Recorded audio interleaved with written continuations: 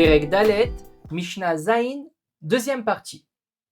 Si vous vous souvenez, le deuxième cas de la première partie de la Mishnah, c'était le cas d'un cheval ou d'un âne qu'il y avait sous ses quatre pattes 4 paillassons. Et on voulait savoir est-ce que les paillassons ils vont être tamés midras ou non, du fait que sur le cheval, bien entendu, il y a le zav qui est assis dessus sur la selle.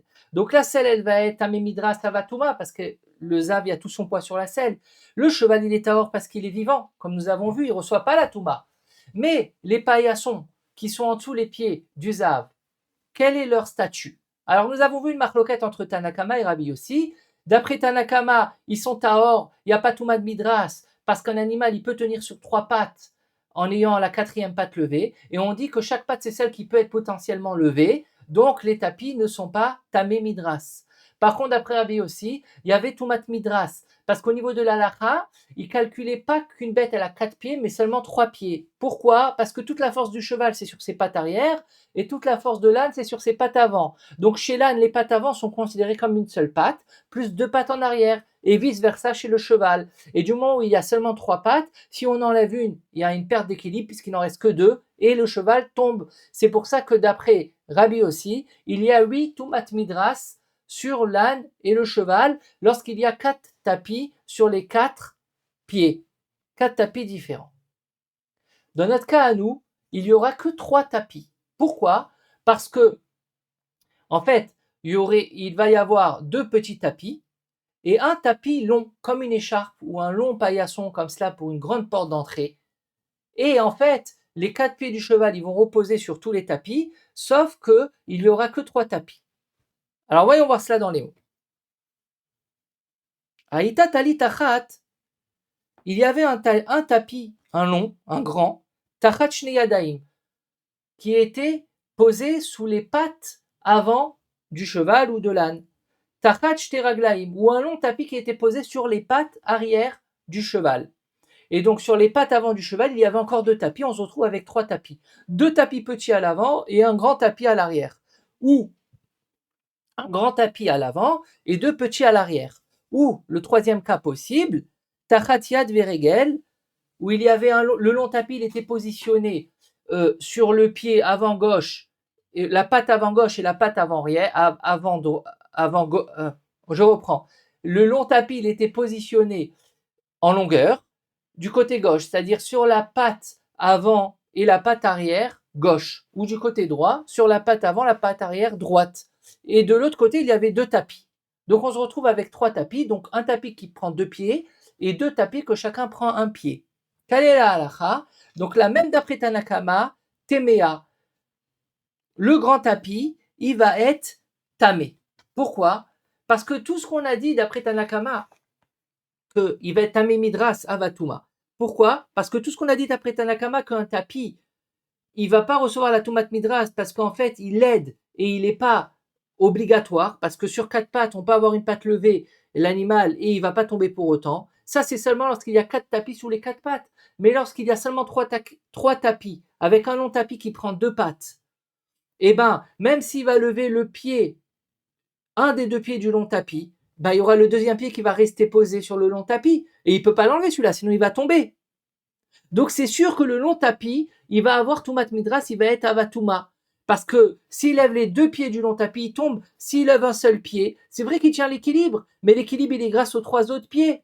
Donc, le pied avant du long tapis, il va rendre le long tapis tamé midras. Par contre, les 2 autres petits tapis des 2 autres pieds, eux, ils vont pas être tamé midras. Pourquoi? Parce qu'eux, ils peuvent jouer le jeu. Moi, si je suis levé tout seul, eh ben, il y a encore les 3 autres pieds.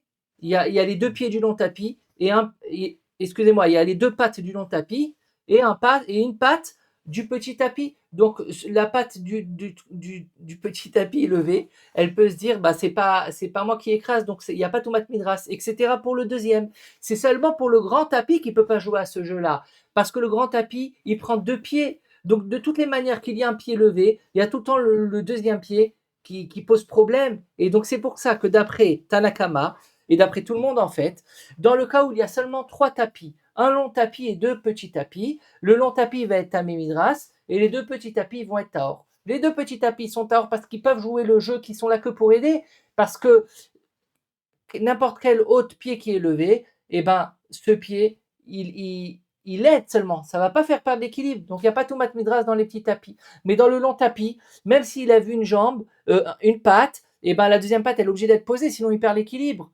Donc, qui disent non, moi je ne sers à rien, mais à la deuxième patte, peut-être c'est celle-là qui sert. Donc, le grand tapis va être à midras et les petits tapis, ils vont être théorim. Ça, c'est pour le troisième cas de la Mishnah, qui est en fait la continuité du deuxième cas. Et en fait, je me dis, c'est peut-être pour cela que maintenant on ramène Rabbi Yossi, parce que Rabbi Yossi, lui, il considère les deux pieds, les deux pattes avant de l'âne ou les deux pattes arrière du cheval comme une seule patte. Et lorsqu'il y a un long tapis, c'est considéré aussi comme une seule patte. Et pourtant, Rabbi Yossi, il n'est pas collègue sur le long tapis. C'est peut-être pour être Mechadesh ça qu'on nous avons enseigné Rabbi Yossi maintenant, bien qu'il est collègue sur le deuxième cas et non sur le troisième cas. Mais bon, je laisse ouvert à réflexion. Pour conclure maintenant, il faut savoir que le dernier cas, ou plus exactement, les deux derniers cas de la Mishnah, c'est une Akdama, une introduction pour le prochain Pérek. Nous allons étudier ce qui s'appelle Even Mesama. Alors nous savons tous que Tumat Midras, c'est lorsque un Zav qui est Avatuma, il s'assoit sur une chaise. Donc la chaise, elle est Avatuma. Et nous savons tous que pour qu'elle devienne Avatuma, Tamé Midras comme le Zav, il faut que la majeure partie du poids, elle repose sur la chaise. Maintenant, si sur cette chaise, il y a une pierre qui est lourde, une pierre de 50 kilos, d'accord? Ou pas une chaise, disons, pour schématiser mieux pour la suite, une serviette qui est par terre. Cette serviette, elle peut recevoir Tumat Midras, c'est un objet qui est fait pour être assis dessus, ou un paillasson. Si sur cette serviette ou ce paillasson, il y a une pierre qui est lourde, disons qui pèse 20 à 30 kilos sur le tapis, et il y a un Zav qui est Avatuma qui va s'asseoir sur cette pierre-là. Eh bien, il faut savoir que le tapis va devenir Avatuma, Tumat Midras. Ah, vous allez me dire, mais de toutes les manières, il a déjà le poids de la pierre, il est déjà écrasé entièrement par la pierre. Ben, c'est pas grave. Du fait que techniquement, le Zav, il est assis sur la pierre, donc il y a aussi le poids du Zav sur cette serviette. Ah, mais cette serviette, combien elle peut supporter? Elle est fine, elle est déjà écrasée par la pierre. Ben, c'est pas grave. Le Zav, lorsqu'il est assis dessus, il rentamait la serviette Avatuma, Midras comme lui. C'est ce qui s'appelle Even Mesama. En fait, à partir de Even Mesama, nous n'avons pas l'obligation qu'il y ait seulement le poids du Zav sur l'objet, même si l'objet il est pris par un autre poids lourd, du moment où il y a le poids du Zav qui se marie avec, et ben l'objet il va devenir Avatuma Tumat Midras à travers ce principe qui s'appelle Even Mesama. Maintenant, il faut savoir que dans Even Mesama, il y a deux manières. C'est ce que nous allons étudier d'une manière plus large dans le prochain Pérec. Est-ce que le poids du Zav qui est Avatuma, il est sur la pierre directement, qui est sur la serviette, ou il est peut-être sur le côté? Comme nous allons voir tout de suite dans la Mishnah, je prends dans les mots. Yashav, premier cas, Yashav al-Korat betabat. Donc nous avons une meule qui est faite pour moudre. Allez, là c'était des betabat, c'est pour les olives, pour faire de l'huile d'olive. Donc la personne elle travaillait ou son animal il travaillait et il pressait les olives. Disons il avait une tonne d'olives, il pressait à la main ou avec son animal 80% de l'huile d'olive. Il restait 20% dans les olives, mais c'était plus possible de le faire avec la meule. C'était trop dur. Alors qu'est-ce qu'on faisait à l'époque? On mettait tous ces résidus-là, ces noyaux et cette chair d'olive dans une cuve. Sur cette cuve, on mettait un couvercle qui était adapté, qui était épais et lourd. Et sur ce couvercle, on mettait une poutre. Et cette poutre-là, elle était très lourde. Et avec le temps et son poids, elle faisait enlever encore, disons, 10 ou 15% de l'huile qui était à l'intérieur de ces olives qui étaient déjà écrasées. Le Zav, lui, qu'est-ce qui se passe? Il s'est assis sur cette poutre. Donc la poutre, elle fait office de Even Mesama. C'est comme cette pierre qui était sur la serviette. Qu'est-ce qui se passe? Alors dans notre cas, c'est pas sur les olives. Disons, c'était après la période des olives et c'était propre, la meule, la cuve, etc. Sauf que dans la cuve, il avait mis plein d'objets. Disons, il avait mis plein de serviettes qui ont servi à essuyer la meule, à la faire propre. Sur ces serviettes, il a mis la poutre, donc la poutre, elle est écrasée par les serviettes, et le Zav, il s'assoit sur la poutre. Mahadin. Nous dit la Mishnah, Kelim Sheba'akal Temeim. Donc tous les objets, dans notre canot, c'était des serviettes qui étaient dans la cuve et il y avait la poutre de la meule dessus, ils vont devenir tamés. Ils vont devenir tamés, pourquoi? Parce que le poids du zav qui est assis sur la poutre écrase les objets, puisque c'est une grosse poutre qui est lourde, et donc n'importe où il y a le poids sur cette poutre-là, et ben l'objet qui est en dessous, les serviettes dans notre cas, ils vont être écrasés, et ils vont devenir tamé avatuma à cause de tumat midras. Le chidouche, il est dans ce cas-là, de la meule, c'est que, disons la poutre, elle est longue, elle fait 1 mètre, puisque la cuve, elle fait 1 mètre. Les serviettes, ils sont sur le côté gauche de la cuve. Et le zav, lui, il s'assoit sur le côté droit de la poutre sur la cuve. Donc en fait, d'après Tanakama, d'après le Bala Mishnah, même dans ce cas-là, les serviettes, ils vont devenir avatuma à cause de tumat midras, même si le zav n'est pas assis au niveau des serviettes, puisqu'il est assis sur le côté. Parce que cette poutre-là, elle est faite pour donner du poids. Donc chaque fois qu'on rajoute un poids sur la poutre, tout le poids il se répartit sur la poutre et sur les objets qui sont en dessous.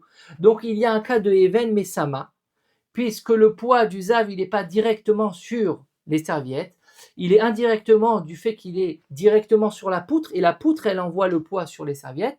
Et en plus de cela, il n'est pas assis dans la continuité des serviettes, mais plutôt sur le côté gauche. Ben, malgré tout, il y a Tumat Midras à travers Even Mesama.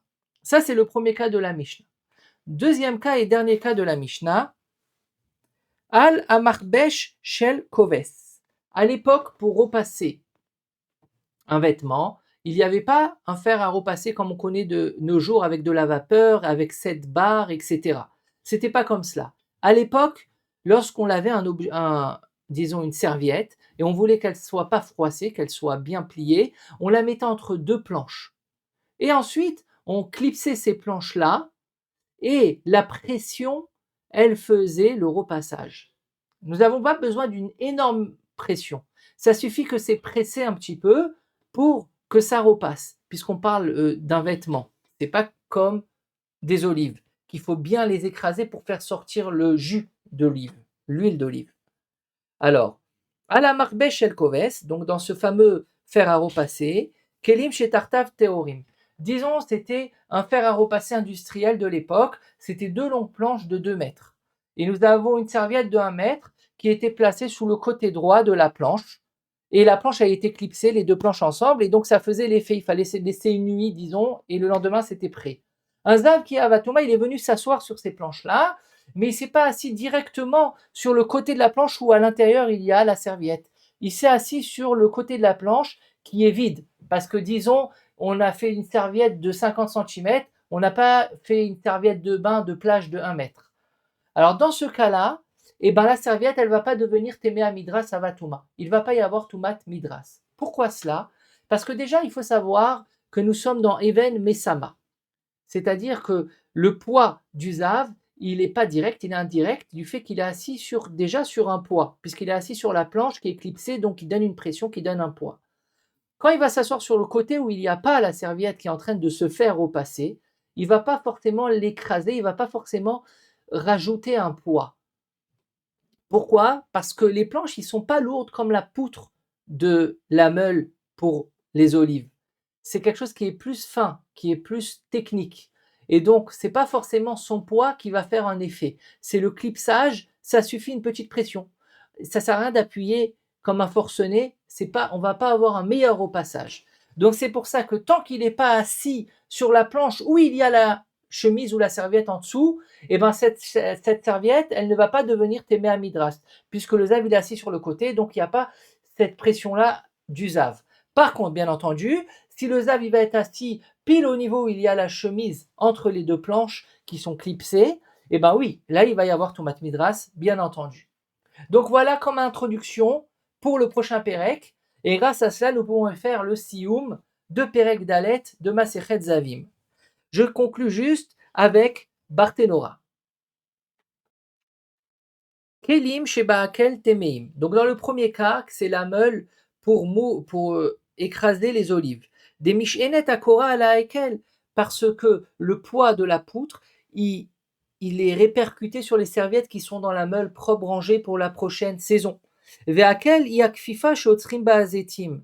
Alors Akel, c'est cette cuve-là qui permet d'arrêter les olives et de les faire écraser. Ve'yasuya kemin kupa shel maase shirva. Donc elle est faite en demi-cercle comme ça pour pouvoir recevoir.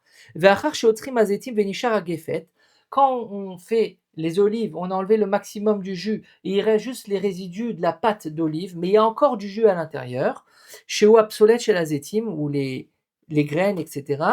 Machnissim auto, les noyaux plutôt. Machnissim auto beoto akel. On les met dans cet endroit-là, dans cette cuve de deuxième pression. Venotnim ala akel koral arbid alav. Et là-bas, on met une poudre très lourde qui va faire le travail. À Marbesh shel koves, c'est le fer à repasser de l'époque. L'achar shechabsu abgadim, une fois qu'ils ont été lavés les vêtements, mekaplim otan, on les plie en 2 ou en 4 ou en 8. Tachat amarbesh, et ensuite on les met entre ces deux planches-là, les chapsan ou l'ishmor kipulan, pour qu'ils soient bien écrasés et pour garder les plis, que ce soit joli. Kelim shetartav teorim. Alors moi, j'ai été d'une manière facile, je me suis focalisé sur cette chemise qui est en train de se faire repasser. Est-ce qu'elle devient témé midras ou pas? Mais bon, dans la Mishnah, le cas il est qu'en fait, en dessous ces deux planches, il y a des objets. C'est ces objets qui ont été écrasés, mais c'est la même chose. Donc ça dépend où il est assis le zav qui est avatuma. S'il est assis d'une manière directe sur les deux planches et où il y a l'objet qui se fait repasser, alors l'objet il devient tamé midras. Pourquoi? Parce qu'il appuie directement. Mais si disons la serviette elle est là et le zav il s'assoit ici, eh ben non, d'après Tanakama, non, parce que ça appuie pas forcément, il n'y a pas besoin de son poids, on le ressent pas trop, il n'y a pas de tmea midras sur les objets qui sont dans le fer à repasser. Rabbi Nechemia il est cholek, on l'a pas lu dans les mots, mais on le lit tout de suite. Rabbi Nechemia met tamé. Rabbi Nechemia il dit non, c'est tamé. Parce que puisqu'on parle de quelque chose qui n'est pas forcément très lourd, ce sont deux planches qui sont clipsées, n'importe où il va s'asseoir le zav, il va créer une pression sur les vêtements qui se font repasser. Donc même s'il n'est pas assis devant, il est assis sur le côté, et ben les vêtements ils vont devenir avatuma à cause de tumat midras. En fait, d'après Rabbi Nechemia, il n'y a pas de différence entre les deux cas, entre le cas de la meule avec la poutre et le cas du fer à repasser de l'époque. Dans les deux cas, n'importe où il est assis, ça va être tamé. Mais la halakha n'est pas comme Rabbi Nechemia, la halakha est comme Tanakama qui fait la différence entre la meule et la poutre de la meule, que là-bas ça ne change pas où on est assis, le zav, il rend tamé les objets qui sont en dessous, alors que dans le fer à repasser, il faut être assis vraiment en dessous des objets pour qu'il y ait even mesama pour entamer tumat midras, l'objet. Verabi Nechemia metame, savar, ifshar, sheyeshev beketse haechat shel hamarbesh. C'est pas possible qu'une personne, elle va s'asseoir sur le côté vide de ces deux planches à repasser, chez l'oyarbid à la kelim, et elle va pas créer une pression sur les objets qui sont entre les planches. Mais elle halakha qui Rabbi Nechemia. Donc en tout cas, Rabbi Nechemia est rentamé dans tous les cas. La halakha, elle n'est pas comme lui. Pour conclure, j'aimerais juste vous dire que Tosfot Yom Tov, il a ramené encore plein de biurim pour expliquer ce cas-là du fer à repasser. Il a ramené le Rambam, le Rahavad, etc. On ne va pas rentrer dans tous. Moi, je vous ai donné les plus compréhensibles, les plus clairs. Et il termine comme ça. Il termine Baruch Hashem, Asher Gila Sodo Lireav. Béni Hashem, qui m'a permis de dévoiler les secrets à ceux qui le craignent. Donc même le Tosfot Yom Tov, comme nous d'ailleurs, il était conscient que les Mishnayot que nous étudions, ce ne sont pas des sujets faciles, ce ne sont pas des sujets qu'on arrive à comprendre avec une première couche. Il faut bien s'y mettre. Et ben en tout cas, j'espère que je vous ai bien expliqué, que vous avez bien compris ce secret d'Hachem à travers notre shiur que l'on fait d'une Mishnah à une autre. Donc voilà pour conclure le Pérek Dalet de Masechet Zavim. On se retrouve pour le nouveau Pérek qui sera le dernier Pérek de la Masechet, le Pérek. Alors, à bientôt.